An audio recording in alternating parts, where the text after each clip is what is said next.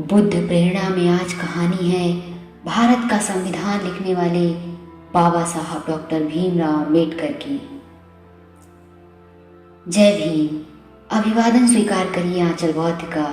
मैं लेकर आई हूँ बाबा साहब अम्बेडकर के जीवन संघर्ष से जुड़ी कुछ घटनाएं और कुछ बातें जो मैं आप सभी से साझा करूँगी।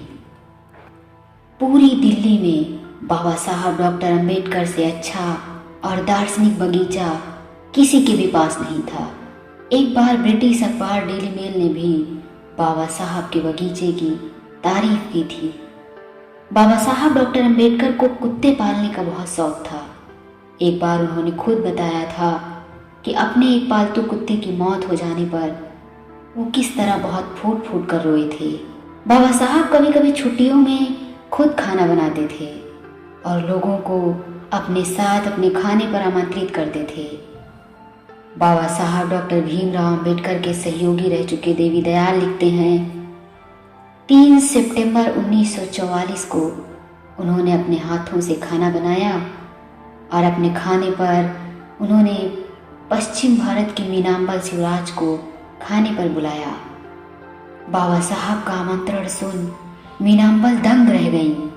उन्हें समझ नहीं आ रहा था कि भारत का इतना बड़ा प्रभावी व्यक्ति उन्हें अपने हाथ से बनाए खाने का आमंत्रण दे रहा है। बाबा साहब डॉक्टर अम्बेडकर को मूली और सरसों का साग पकाने का बहुत शौक था। बाबा साहब डॉक्टर अम्बेडकर बहुत ही साधारण खाना खाना पसंद करते थे। उनके खाने में एक बाजरे की रोटी, थोड़ा चावल और मछली के 3 टुकड़े हुआ करते थे। बाबा साहब को नशे की किसी भी चीज का कभी भी शौक नहीं था। वो ना ही तो धूम्रपान करते थे और ना ही किसी प्रकार का नशा। एक बार उन्हें खांसी होने के कारण मैंने उन्हें पान खाने की बात कही। मेरे आग्रह पर बाबा साहब ने पान खा तो लिया, लेकिन अगले ही पल ये कहकर थूक दिया कि ये तो बहुत कड़वा है। घर पर सुदामा को बाबा साहब के कामों में हाथ बटाने के लिए रखा गया था। एक दिन सुदामा जब देर रात फिल्म देखकर घर लौटे तो उन्होंने सोचा कि घर के अंदर घुसने से बाबा साहब की पढ़ाई में बाधा उत्पन्न होगी, जो कि सही नहीं है, जो कि इस वक्त अपनी पढ़ाई में पूरी तरीके से तल्लीन होते हैं। ये सोचकर सुदामा दरवाजे के बाहर ही जमीन पर सो गए। आधी रात के बाद जब बाबा साहब ताजी हवा लेने घर के बाहर निकले तो उन्होंने दरवाजे पर सुदामा को लेटे हुए पाया। बाबा साहब ने सुदामा को जगाना जरूरी नहीं समझा, कदापि उनकी नींद न टूट जाए। ये सोचकर बाबा साहब ने अपना कोट उनके ऊपर डाल दिया और वो वापस से अपने कमरे में चले गए।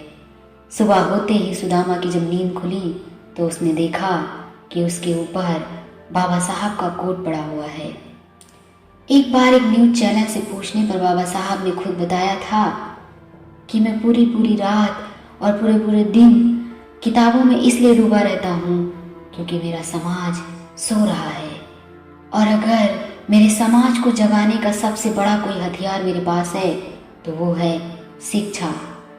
क्योंकि ज्ञान एक ऐसी चीज है जिससे आज तक दलित समाज को इस ब्राह्मण वर्ग ने हमेशा ही पृथक रखा है।